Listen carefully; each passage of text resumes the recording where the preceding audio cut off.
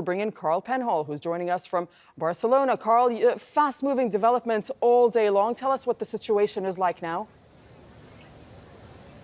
It really has been fast-moving developments, Doreen. Right now, we're in the Plaza Catalonia in downtown Barcelona. This is where, on live screens, results from this referendum will be broadcast as and when they get them. But we've got a ways to get there yet. It's still 4 hours of voting.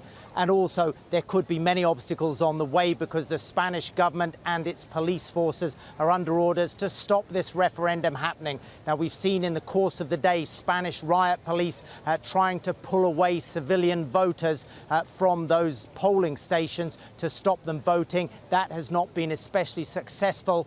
Also in the countryside areas, we've seen the paramilitary civil guard police also trying to carry out those same functions and crack down on this referendum. There's also been an information war, and the Spanish government has been trying to close down Wi-Fi connections, has been trying to crash web pages to stop the Catalan government counting the final voter tally. But if we do get a final voter tally, this is where it will be delivered. And Catalan authorities have said if the vote is a yes in favour of secession, the party will go on late into the night, Doreen. Carl, stand by for a moment. Let's just show our viewers what it was like earlier for you and your cameraman, Otto Inman, when you were caught in the thick of it as police dragged people away from one of the polling places. Take a look. This is the Catalan government education department. The police are now throwing up a cordon here. They're not letting press past, and there are a group of voters over there on the other side.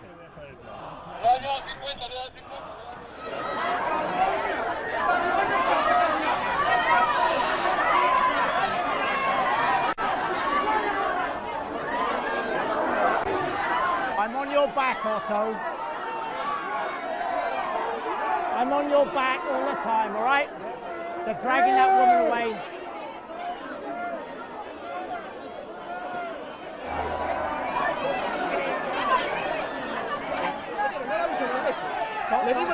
Somos de prensa, señor. Somos de prensa. So as we're seeing pretty dramatic footage that you and your cameraman were able to capture, what's it been like covering the story? Well, you know, from there you can see it was pretty roughhouse there at the doors of one of those polling stations, and that is what we witnessed in other polling stations too. This is a multi-generational group that has tried to come out and vote. So at one polling station, we saw a very elderly lady bleeding all down her face after a scuffle with riot police. Another man stretchered away. In all, Catalan authorities say that more than 300 people have been injured in scuffles with the Spanish police sent to crack down on this referendum. But I want to bring in Luke Stobart. He is a political scientist and a writer on Catalan politics.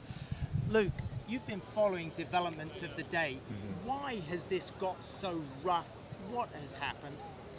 I think this has got so rough because the Spanish state refuses to allow Catalans to decide whether they want to be part of the Spanish state. This is a long-running problem. In the 2000s, the Catalan government tried to reform its statute of autonomy to gain more powers, to be treated as a nation, because that is the sense of the majority of the people in this territory, and the door was shut to that attempt at reform. And in the last few years, you've seen an attempt to try and get negotiation with the Spanish government in order to allow a legal referendum. And again, this has been blocked and threats have increased. And in the last few weeks, we've seen an incredible escalation of repression against this democratic event.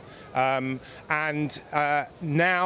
people have, I think, a large part of the Catalan population are willing to break the Spanish law. They no longer see the Spanish law as being their law. They see it's the Catalan government that is actually deciding what is legal and what is not. And of course, any referendum on independence is something which everyone can be part of, and a lot of people that don't want independence but do feel that they should have the right to have an opinion about this are now going out massively and voting today. But Luke, you know, Spain has got 17 autonomous regions, all with devolved powers. Many of them, like the Basque Country, for example, would like their own process. So why, given that there is nothing in the Spanish constitution that allows this referendum, why doesn't Catalonia just play like the rules, like the other regions? Well, if it played by the rules, then there'd be no change that would satisfy Catalans. And you know, I mean, the government in Spain is a government which was originally founded by members of Franco's regime.